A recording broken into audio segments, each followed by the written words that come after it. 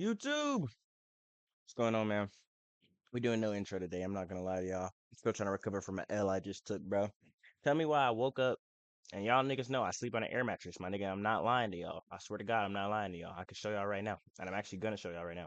I sleep on an air mattress, my nigga. Why I wake up this morning and guess what? That bitch on the ground, nigga. I woke up on the ground. What the fuck? What? This is the BS I start my day to? Then it gets worse, my nigga. I go into the kitchen. Guess what? A nigga so deep in the trenches, I'm eating toast with jelly on it. That's all I got, bro. No cereal, no milk. I don't even have meat to put between my buns. Pause. I don't have meat to put between bread or buns, my nigga. I'm desperate. So yeah, no intro today. We getting straight into the video, bro. We and see now I gotta bro. Everything's going wrong. The camera's tilting up and stuff, bro. We not like I can't lock in with life. Let me go ahead and let's get to the video, bro. Today we got serial killers who are still on the loose. I ain't gonna lie to y'all, I don't like the sound of that. Vending Why are machine there still killer. serial killers on the On loose? April 30th, 1985, a 45-year-old truck driver stopped near a vending machine in Fukuyama, Japan. He was exhausted from work and was looking for an energy drink to help him power through the rest of the day. When he approached the vending machine, however, he noticed something surprising. A bottle of Oranaminsi energy drink was already in the pickup tray. Okay. Thinking he'd lucked down on a free drink, the truck driver wasted no time chugging it down.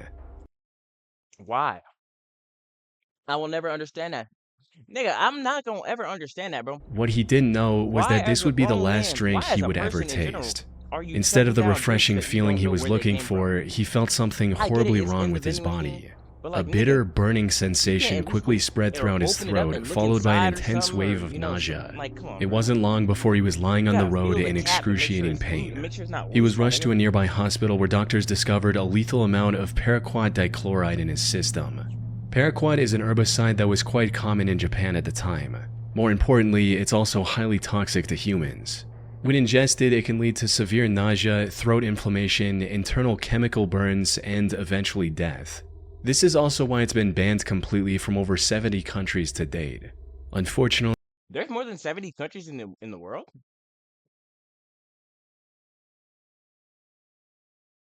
despite knowing the reason for his illness, there was nothing the doctors could do to save his life. There's no antidote for the deadly chemical today, let alone back then. So, after hanging on to his life for a month, the truck driver passed away on the 30th of May, 1985. At first, investigators assumed that given the nature of his work, he might have accidentally encountered the toxic substance while on duty. However, after reviewing his haul records, they found no trace of this herbicide or anything remotely linked to it.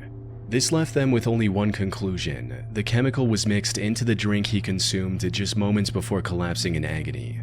But with no leads or concrete evidence, they couldn't determine whether it was a murder or self-inflicted act, resulting in the case getting shelved for the time being. Now, while this might sound absurd today, you have to understand that paraquat was readily available in the country at the time. You didn't need any prescription or identification to purchase the chemical, leading to over 1,400 people using it as the poison of their choice in 1984 alone. What? In other words, the possibility of it being self-inflicted was just as high. However, just as the investigators were about to give up on this case completely, they received tragic news. Another person had fallen victim to the same poison after consuming Oranaminsi on the 5th of September. Alright, bro. One time is crazy. Back to back is ridiculous though. One time is unordinary, but two different times is crazy, my nigga. You're telling me you seen this on the news? Because I know in 1984, y'all niggas was watching the news. There was nothing else to do in the world. Y'all ain't have TikTok and Instagram and Facebook back then. It was only watch the news or go to sleep, my nigga, or beat your wife. And so if you wasn't beating your wife or the other thing I said, then you're watching the news. I know you seen that nigga die to this. How are you not still checking your drinks? That's why I could never live in the 80s, bro. Them niggas was stupid. Everybody in the 80s was pretty dumb. I feel like older generations were super stupid. They had no type of safety parameters for real. Like they was letting their kids play outside. I'm talking about 5-year-old kids play outside till nighttime. Not a care in the world. And just praying on like they're just going off straight vibes and melodies and hoping that they kid come back tonight. Like nigga, your 5-year-old daughter is outside on the street, and you think everybody her friend. Yeah, alright, they finna show you. Like, come on, bro. Like, the 80s was really full of just straight dumb niggas and coke addicts, bro. That's why I really feel like if I was born in the 60s, I could really go into the 80s and play basketball for real. I could really be in the NBA because it was nothing but dumb niggas and coke addicts for real. And that's all throughout life. If you was born in like the 60s and you made your way into the 80s as like a 20-year-old, you could really succeed in any aspect. All you had to do was just be not on drugs. That's all niggas was doing for real. Like, think about it. Niggas in the 80s was just doing drugs and beating their wife. If you not beating your wife, well, nah, beating your wife is essential. But if you're not doing drugs for real, you could really do what you want in that time period. I'm really noticing Then, niggas saying the old lifestyle was harder. It really was not harder, my nigga. It was just harder to stay off drugs because there was nothing else to do. You stay off drugs, you could really be successful in an old lifestyle. I think I'm spitting. That's low key facts though.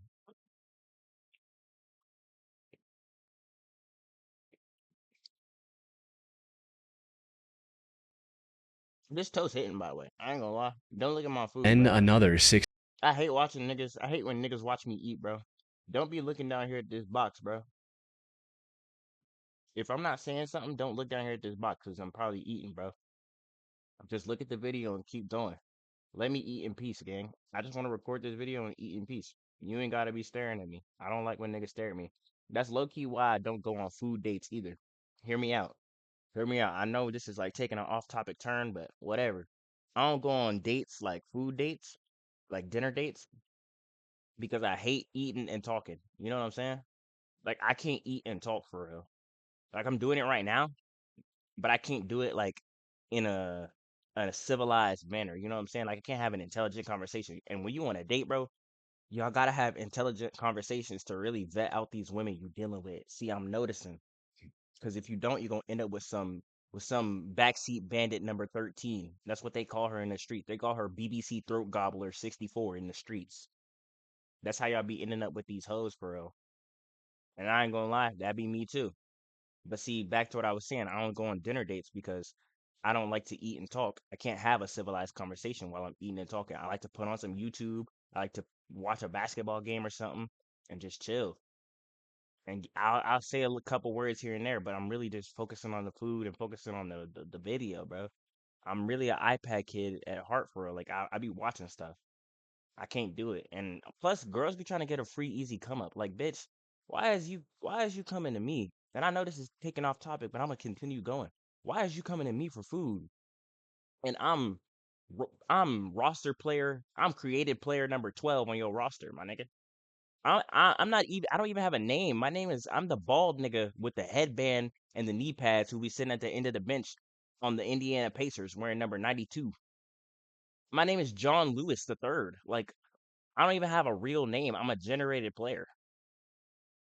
Like I'm not even one of your top 5, top 10 draft picks. And you're talking about I need to be buying you food, taking you on dates, getting your nails painted, getting your hair done. And if I don't do that, I'm a bad man. Girl, this is 2025.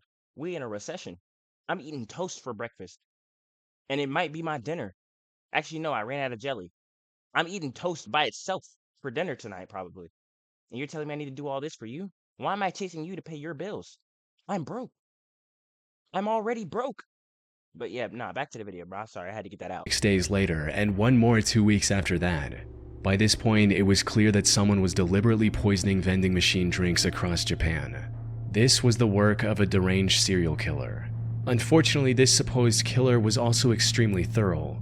He didn't leave any fingerprint or DNA evidence on the drinks he tampered with, and only targeted vending machines with no CCTV cameras nearby.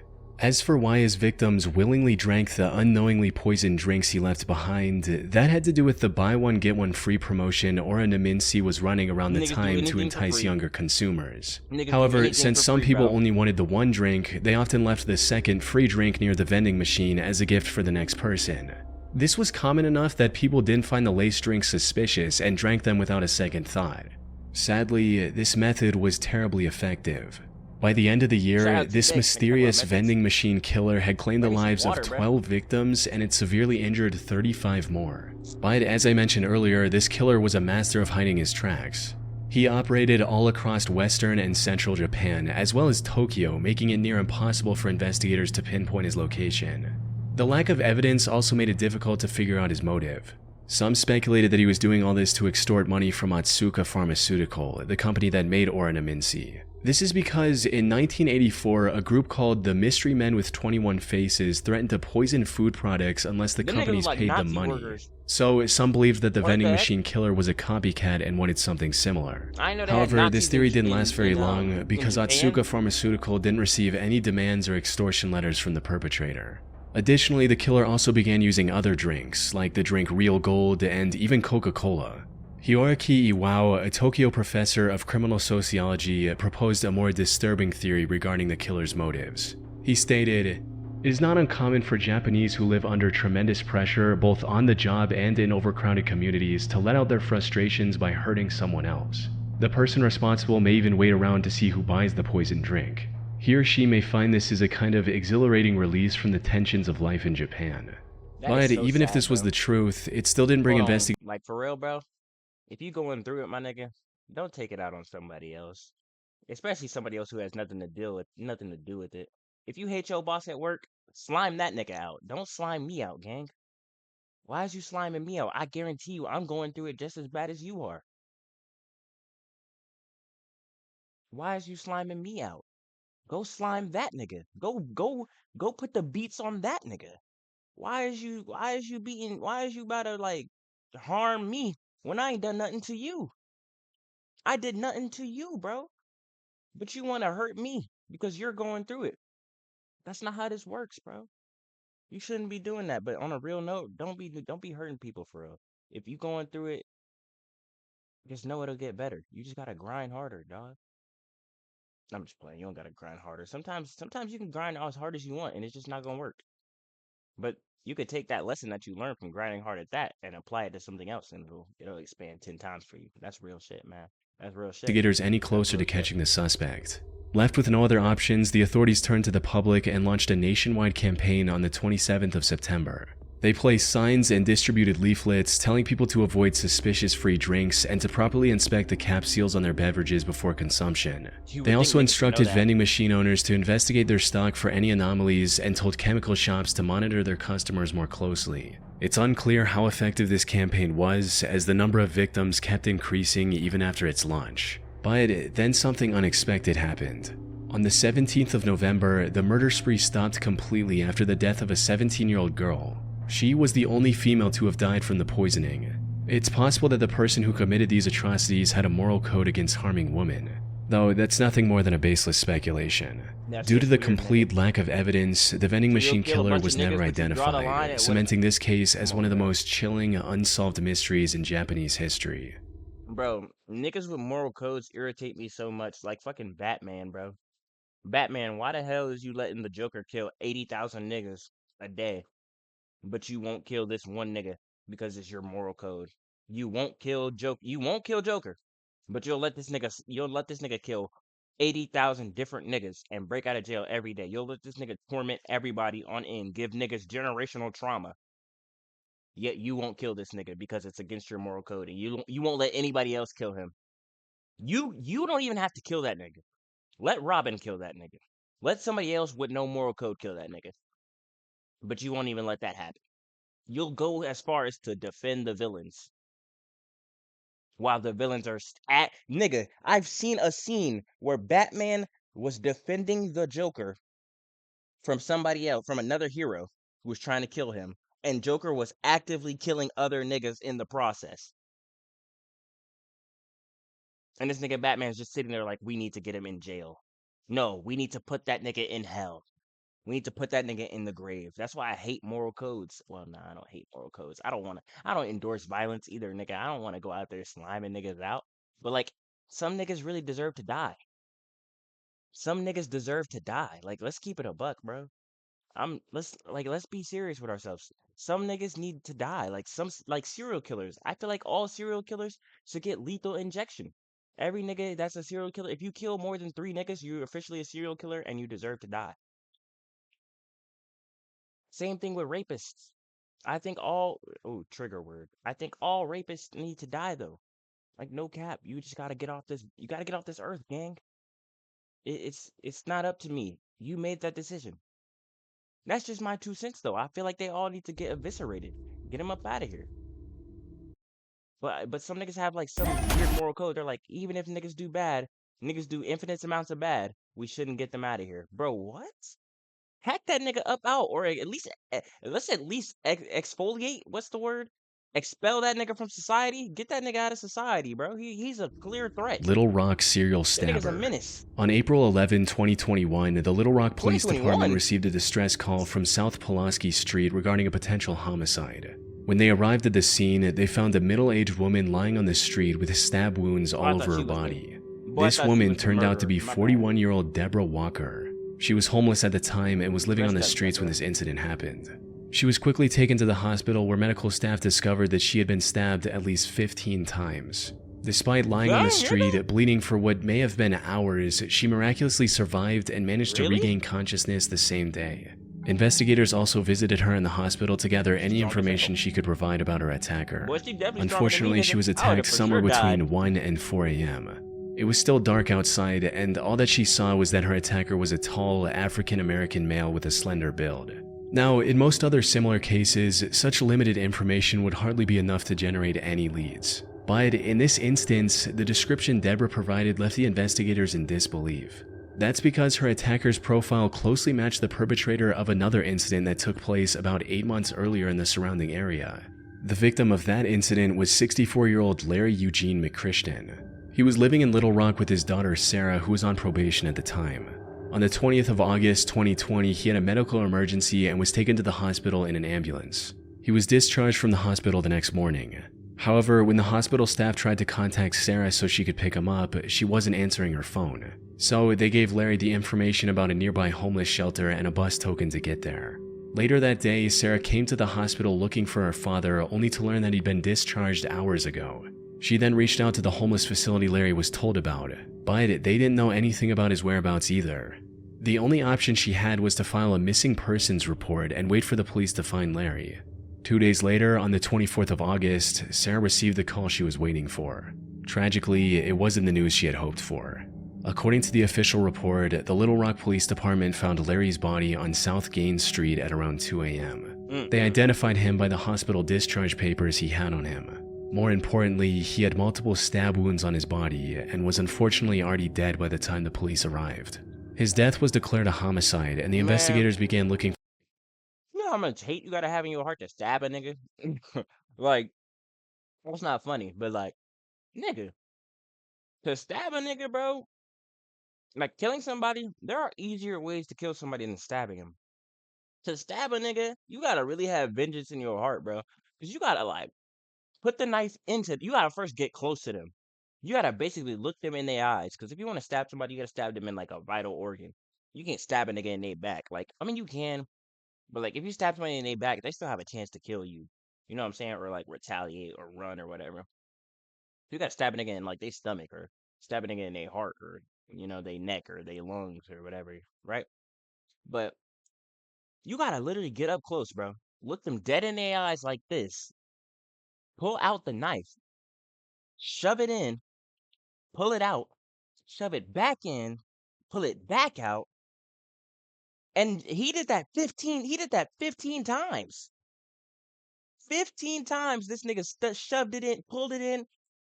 What did he do? No, he shoved it in and pulled it out 15 different times. And he don't even know these niggas. He just doing it for the love of the game. This nigga's pure evil. You're telling me niggas like him don't deserve to die? I'm just saying. I'm just saying. I'm just saying. I'm not saying listen, I don't like violence, but some niggas just need to go. He's one of them niggas. He's just gotta go. He gotta get up out of here. That nigga's pure evil. For clues almost immediately. This I proved believe quite you can do that, impossible my at nigga. You're the first, most, since you're there were no evil. witnesses and there If you wasn't can anything that stab could a be nigga used as 16 evidence at the times, crime you're scene. evil, bro. However, after inspecting the surrounding houses, they had a major breakthrough. The CCTV Look, this camera nigga just outside walking back. Nigga's just like, yeah. He probably looking for a new victim right now. at a nearby house had captured the suspect walking down the street when suddenly he spots Larry and begins walking towards him. Wow. After committing the crime, he tries leaving the area only to stop, go back, and stab Larry one last time before fleeing. As mentioned earlier, this man matched the profile Deborah gave to the police, leading investigators to believe she was attacked by the same person. While looking into older cases, they also connected the same killer to another murder That nigga stabbed him by a church. Oh, this nigga is going to hell. that happened in the area on September 23rd, 2020. The victim of this incident was 62-year-old Jeff Welch, another homeless man who was living in an abandoned home.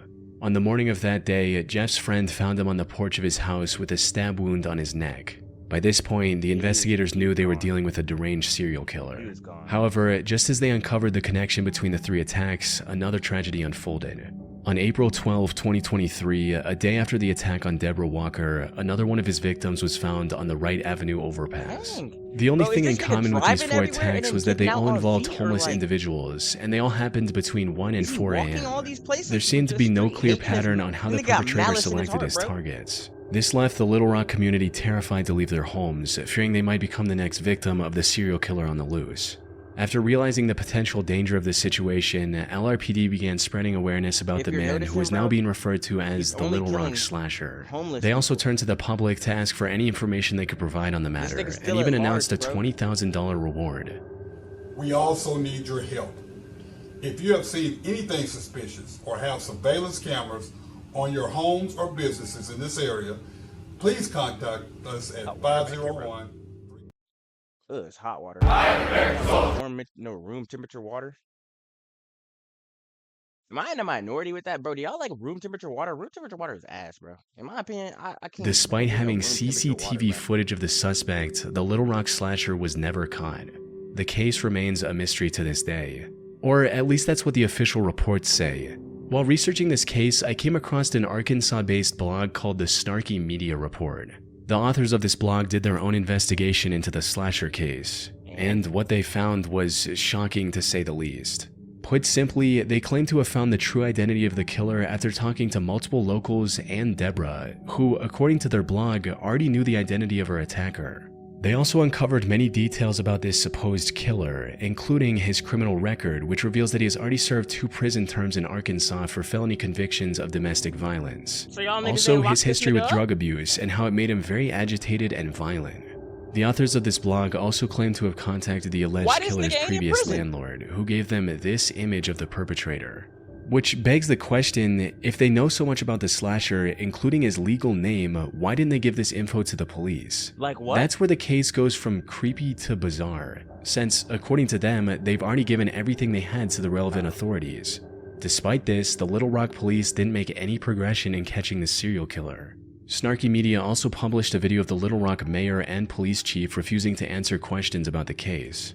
This seems to hint at something incredibly shady going on behind the scenes. This nigga. That said, there's no way. I'm already knowing. Peep game, y'all.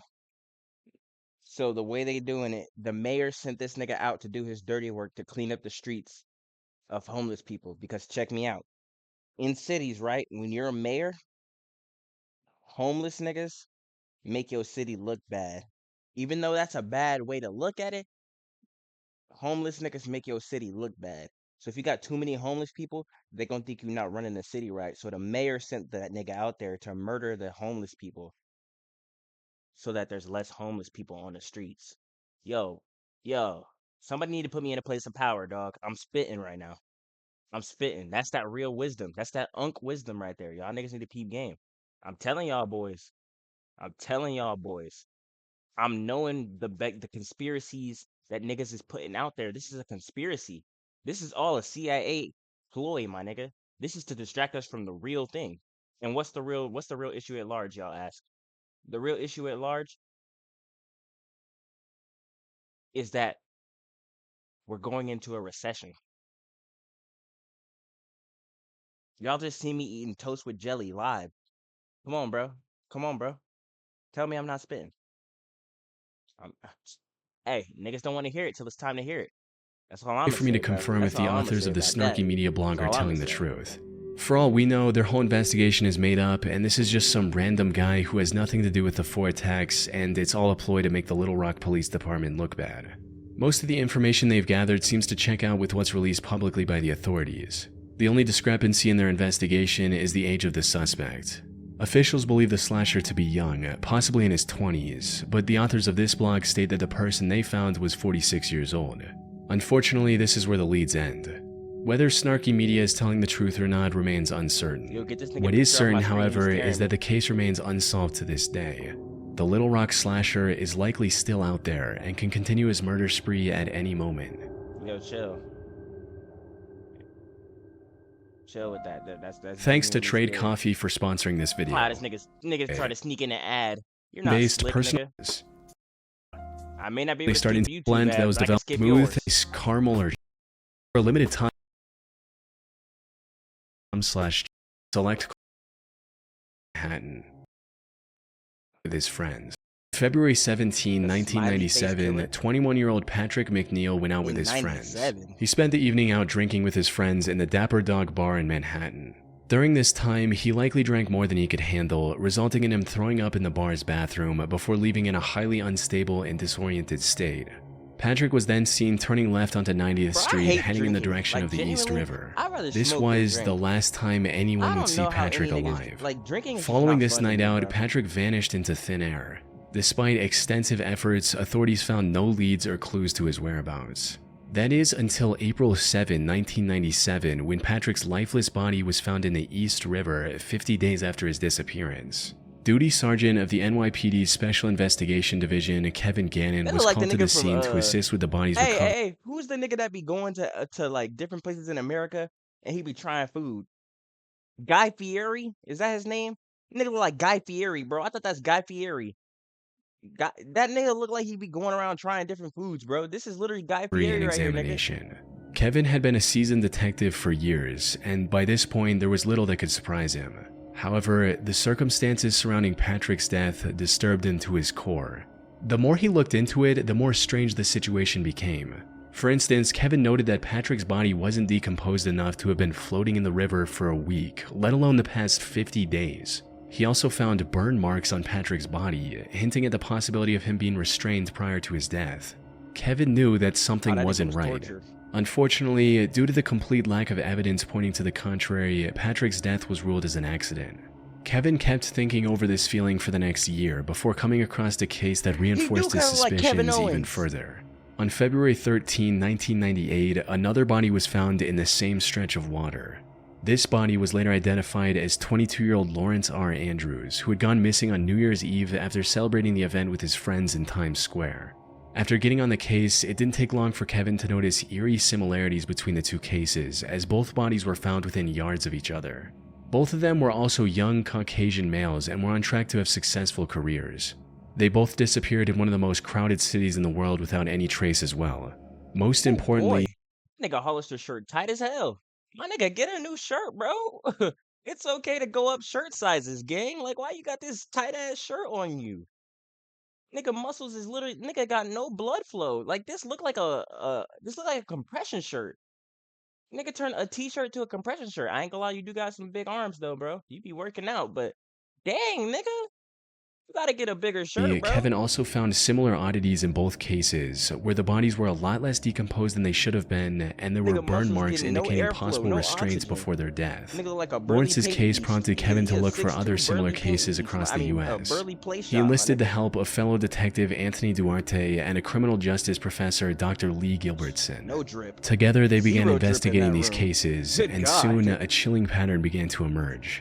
In total, they found 45 different instances of young men dying under shockingly similar circumstances as Patrick and Lawrence. Most of them went out for a night of drinking, became more intoxicated than usual, disappeared shortly after, and were later found dead in some body of water. Almost all of them were also Caucasian and on track to have a high-paying career like engineering after college. Most disturbingly, however, they also found graffiti of smiley faces near the bodies of at least a dozen different victims. This led to the three investigators creating the smiley face murder theory. Pretty weird. According to this theory, these 45 and possibly many other deaths from the 1990s to 2010s weren't accidents in the slightest. Instead, they were murders committed by a single deranged person or an organized group of serial killers. This is the only logical explanation they could find to justify the many oddities and similarities in these incidents. That said, while this theory makes complete sense to some people, others aren't convinced one bit. Criminal profiler Pat Brown, for instance, called this theory ludicrous. She believes that the idea of connecting smiley faces, one of the most common graffiti symbols, with murders is just absurd, stating, "It's not an unusual symbol. If you look in any area 5 miles square, I bet you could find a smiley face." The FBI also completely denied this theory in a statement, reading, "The FBI has reviewed the information about the victims provided by 2 retired police detectives who have dubbed these incidents the smiley face murders and interviewed an individual who provided information to the detectives. To date, we have not developed any evidence to support links between these tragic deaths or any evidence substantiating the theory that these deaths are the work of a serial killer or killers. The vast majority of these instances appear to be alcohol-related drownings." However, despite these setbacks, the 3 men have stuck with their theory. They're still working on finding evidence to back their observations. That said, if their hunch is correct, it would mean one of the most wicked serial killers in American history is still at large today. I'm gonna assume that it's fake for my own mental health. Hey, Bro, YouTube got to do better with these ads, my nigga. Do I need to download an ad blocker or something? There ain't no way I should be getting like 5, 6 ads that are I-70 killer. Robin Fuldauer was a 26-year-old Indiana University graduate who was working at an Indianapolis Payless shoe source store near I-70 in 1992. I haven't seen a Payless in years, The 8th of April was supposed to be her day off. However, just as she was getting ready to relax at home, the employee who was supposed to man the counter called in sick. Left with no other options, her manager called Robin and told her to cover the shift instead. Robin wasn't very happy about this emergency shift change, but she reluctantly agreed, arriving at the store at 10 a.m. and starting her shift as usual. Unfortunately, her day was about to get a whole lot worse. Everything seemed normal until 2 p.m. when the manager called the store for a routine check. To her surprise, Robin wasn't picking up the phone. She kept trying for a few minutes before giving up and calling the Speedway gas station neighboring the shoe store. One of the gas station employees, a friend of Robin's, went to the Payless store to see if she was doing okay. However, what she found inside left her confused. The store was in slight disarray and some of the shoes were missing from the shelves. The cash register was also open and there was no money in it. Most concerning of all, there were no signs of Robin anywhere. Her friend called out Robin's name, hoping she was just in the back and would respond. But when she didn't hear anything from Robin after minutes of standing in the store, she became worried and called the police at around 2:20 p.m. The cops arrived within minutes and began searching the store for clues on Robin's whereabouts. And it wasn't long before they made a devastating discovery. They found Robin lying in the store's back office, covered in blood. It was already too late. During questioning, an employee from the store across the street claimed to have seen a strange man loitering around the shoe store a couple hours earlier. According to this employee, the man sat on the curb for about a half hour, rifling through his bag and staring at the Payless store. They then saw the same man a few minutes later trying to hitch a ride back to Interstate 465, which was about a quarter mile from the store's location. Unfortunately, they were too far away to get a good look at the man's face. Given the money stolen from the register, and without any other leads, investigators filed this as nothing more than a robbery gone wrong. However, they couldn't have been more wrong. Because just 3 days later, something similarly tragic happened to 23-year-old Patricia Smith and 32-year-old Patricia Makers. Yo, why every girl in the late 90s, man, that's gonna sound racist. Why every white girl in the late 90s got the same, like, player build? Like, they all just look the same. I swear to God, I didn't see, like, if you take them, you just put them side by side, bro, they always had the same, like, mullet-type hair with, like, dainty faces that are kind of egg-shaped and pointed. I'm not saying they ugly. I'm just saying they all got the same player build. It'd be like it'd be like they like the same variant of person, my nigga. Like you really just took 2 people and said copy it, but like change it up a little bit, and that's what they did. You be thinking all of them related type shit. You know what I'm saying? Like they just got the same player build. 2 were working at a bridal shop in Wichita along I-70. The incident happened a little past their usual closing time as they were waiting for a customer who had a pickup. When they saw a man approaching the store, they assumed that it was the customer. However, this man drew a gun on the two after entering the store, took them to the back, and executed both with shots to the back of their heads. As the killer was leaving the store, he crossed paths with the actual customer the girls were waiting for. Without hesitation, he aimed his gun at the man and ordered him to head to the back of the store. But the customer defied his command and ran, narrowly escaping with his life. He later helped the police draw a sketch of the killer. Unfortunately, the sketch didn't provide much of a breakthrough. By this point, the authorities were certain they were dealing with a serial killer, but despite their efforts, the killer's spree continued. By May 7th, he had taken 3 more victims in small, low-traffic stores along the I-70 highway. By the time investigators managed to compile a few more sketches, the I-70 killer stopped his quest and went into hiding. That is until 1993, when he claimed 3 more victims along I-35 in Texas. He tried to hide his identity by changing his weapon, but the investigators were quick to notice the similarities. One of his victims, Vicky Webb, also managed to miraculously survive after getting shot in the neck. If he were ever caught, Vicky's testimony would have been crucial in bringing him to justice. Though, the I-70 killer was never found, and the case went cold for nearly 3 decades. However, then, in 2021, investigators released CCTV footage of a murder that happened in 2001. The suspect in this footage looks strikingly similar to the I-70 killer sketches, potentially giving authorities the lead they need to finally catch him. It's likely only a matter of time before he runs out of places to hide and is captured. But for now, he's still out there, Bro, it don't evading matter. police This and nigga, leaving the case unresolved. bro, we talk. This nigga's like 60 now. He didn't live his entire life at this point. Executing that nigga would literally be worthless. You could just throw that nigga in jail for about a year and he'll be dead. He'll be dead in a year.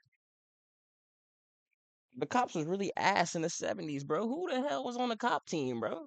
Y'all gotta fix that. That was trash, my nigga. Like, everybody in the cop, like, the niggas had them C-tier ass cops, bro. 70 overall ass cops. They got no badges. Niggas was garbage. Anyways, bro, if you like that video, like the video, subscribe, comment, turn on post notifications. Tell me how broke I am because my air mattress is popped and I ate toast for breakfast. And yeah, I'm gonna see y'all niggas later. Peace.